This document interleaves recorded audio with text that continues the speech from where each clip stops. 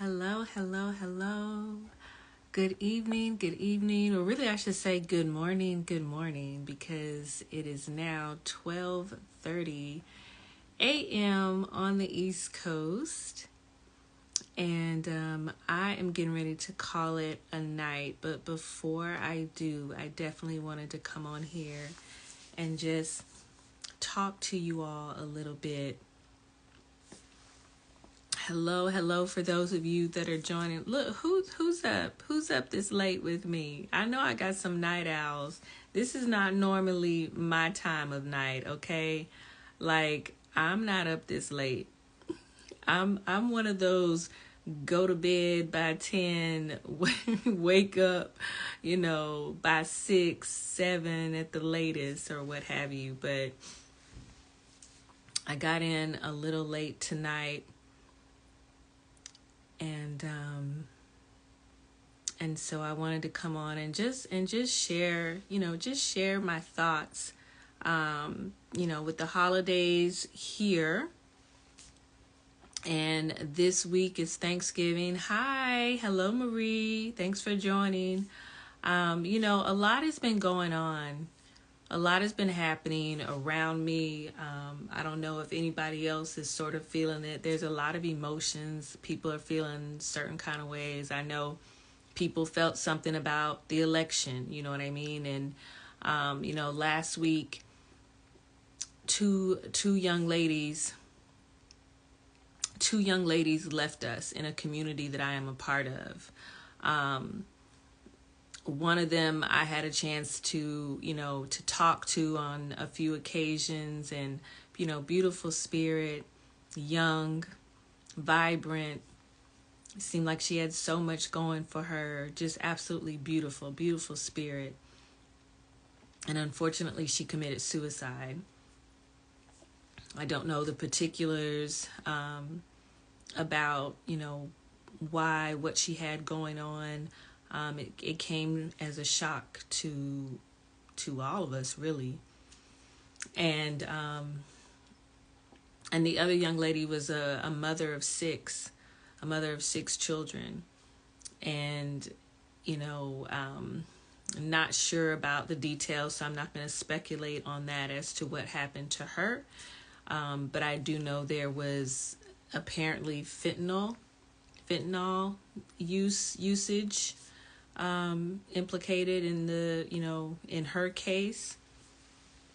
And we all know how deadly that is. So, but I think what was most disturbing, or what was even more disturbing about both of these young ladies' deaths, is unfortunately, it's bad enough that they're leaving behind family members and friends who, whose lives are just never going to be the same. Let's just be clear.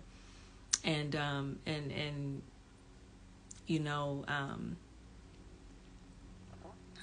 but neither one of them had anything set in place to to take care in the event something were to happen to them unexpectedly. Because here's the thing. I remember being young, I never wanted to talk about death, right? Because, when you're young, you feel like you're invincible, okay? And, my folks didn't want us talking about death, so it was just something that we didn't talk about. But the truth of the matter is, everybody's going to go. We don't know when, we don't know how. But everybody who is born is surely going to die, right? Sometimes people leave this earth, unexpectedly. Not everybody is, able to pass away, peacefully in their sleep at a ripe old age of 90 something, 100 something, after having lived a full life. Some people go a lot earlier than that. And the truth of the matter is, we have to have things set in place in the event that something were to happen.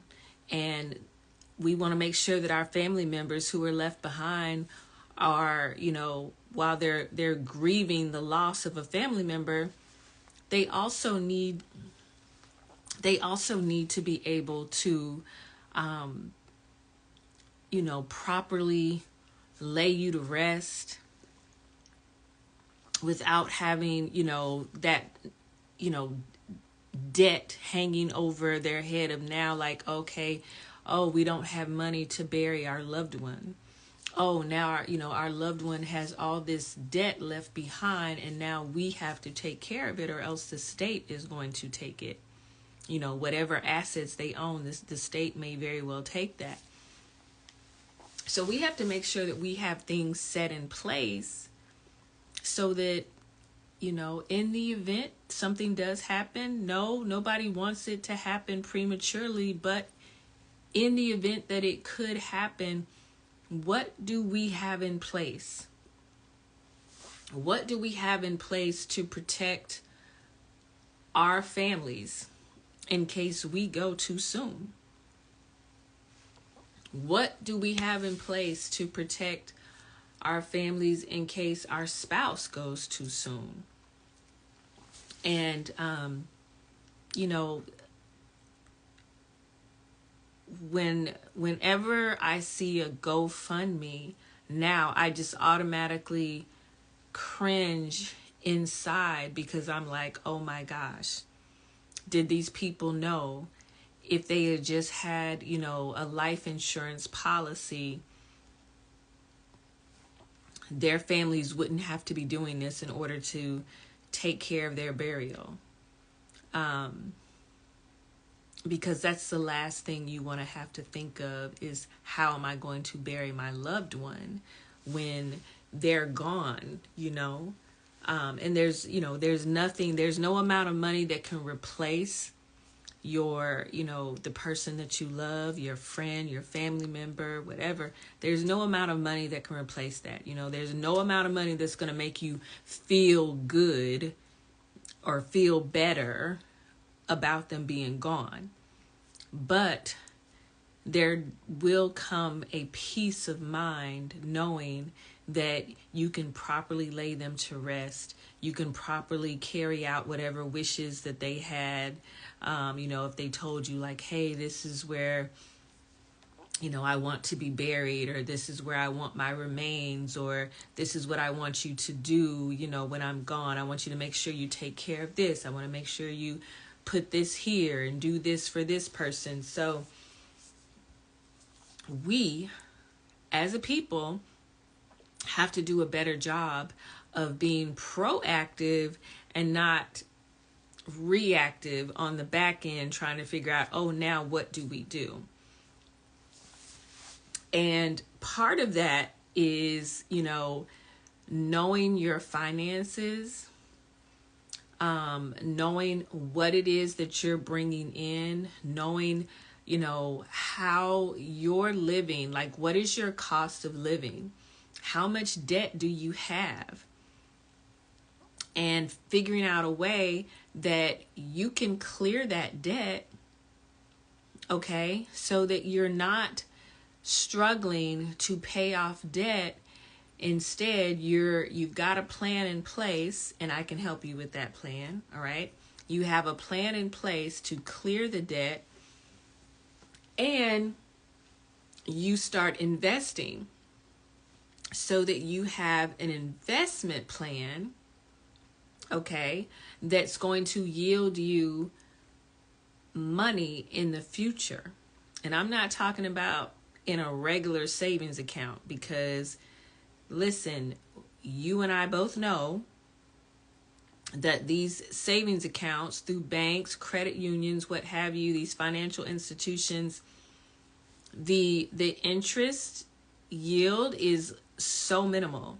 I'm talking like 1%, maybe. A lot of times it's less than 1%.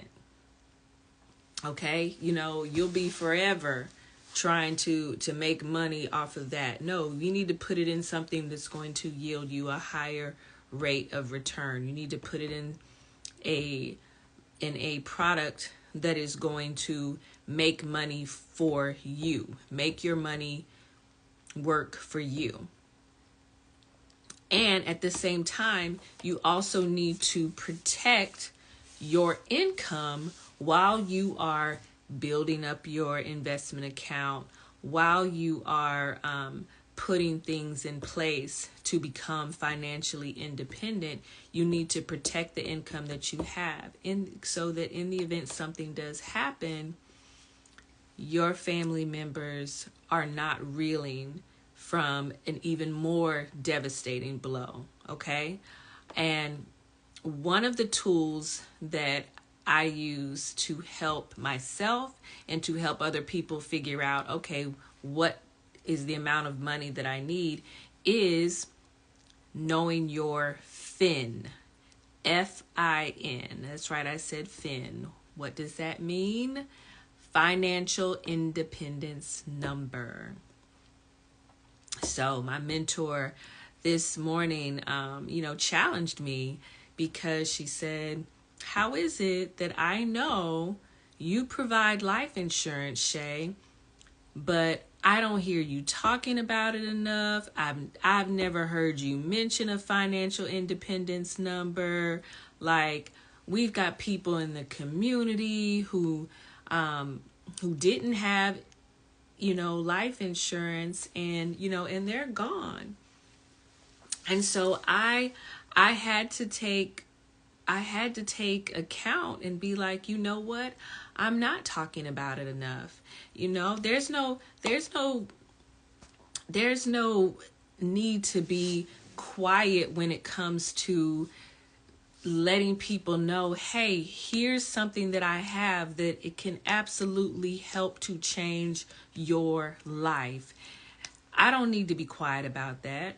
I wouldn't want anyone else to be quiet about that. If somebody knows there's something that could genuinely help me, like, I want you to speak up and let me know. We have to quit acting like, okay, I don't want to tell anyone else about it because, if it doesn't work for them, I don't want them to blame me. Screw that. No, absolutely. Like, that's not even my thought process anymore. I know that it works. I know that the opportunity that I've been blessed with can absolutely change the total trajectory of your family's life.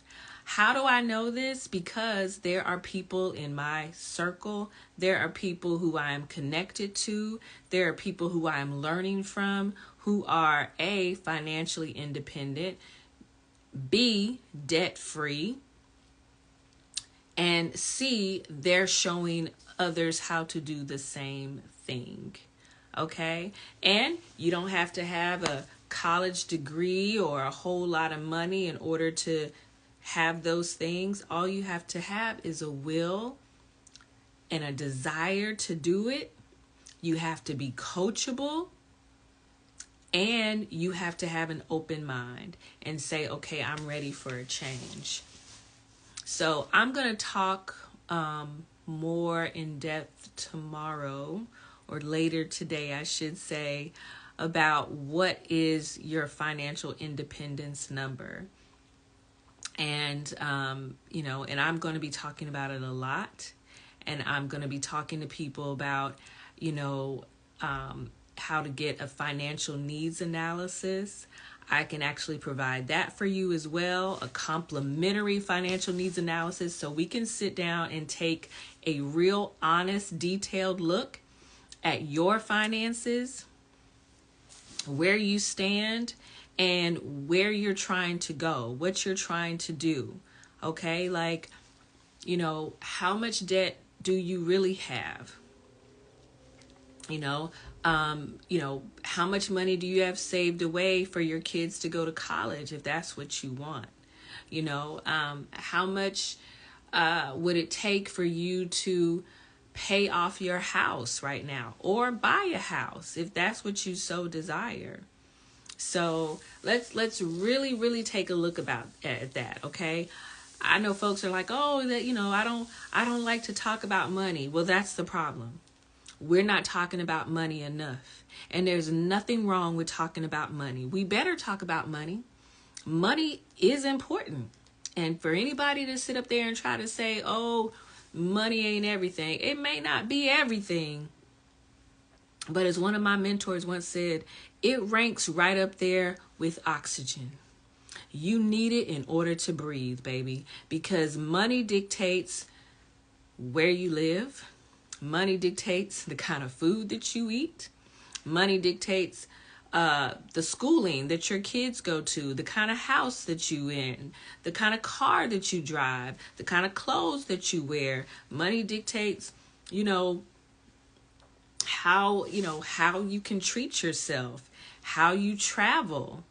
All right? You need money in order to do the things that you want to do. Let's just be clear.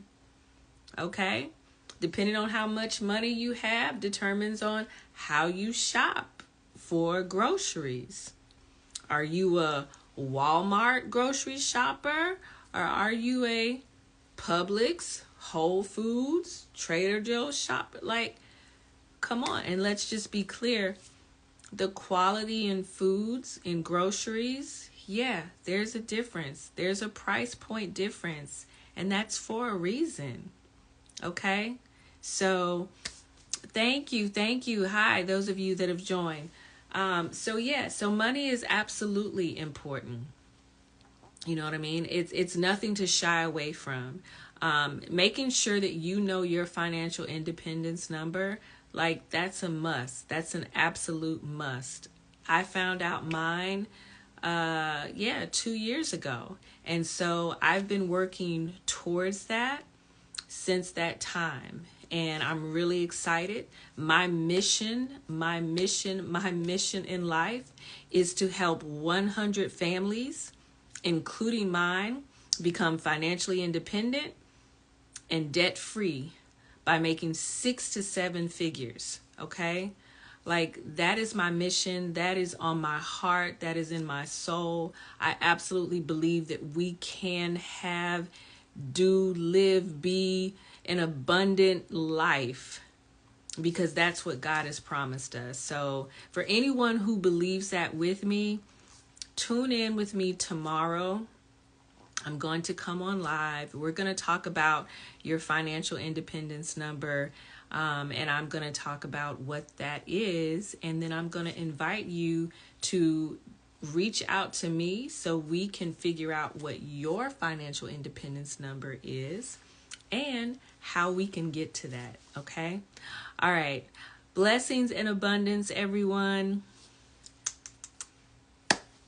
Have a safe and beautiful holiday weekend. All right. And I'll see you all tomorrow.